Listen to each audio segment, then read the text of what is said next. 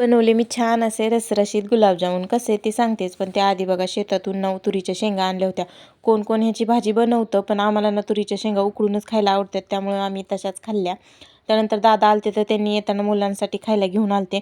आणि शेजारच्या मावशीने बघा पितळेच्या छान अशा उतरंड्या आणल्या होत्या. मला इतक्या आवडल्या की मी म्हणलं मी पण ना माझं छान असं देवघर झालं ना की मी पण नक्कीच आणीन. तर आता वळूयात गुलाबजामुनच्या रेसिपीकडं. तर ह्यांनी खवा आणला होता येताना, तर तो खवा मी आधी ताटात काढून घेतला आणि ह्या वाटीच्या साहाय्याने ना मी त्यात मैदा टाकला. आता जेवढा आपण म्हणजे खव्यात मैदा बसेल ना तेवढा आपण मैदा टाकायचा, जोपर्यंत की छान गोळी तयार होत नाही.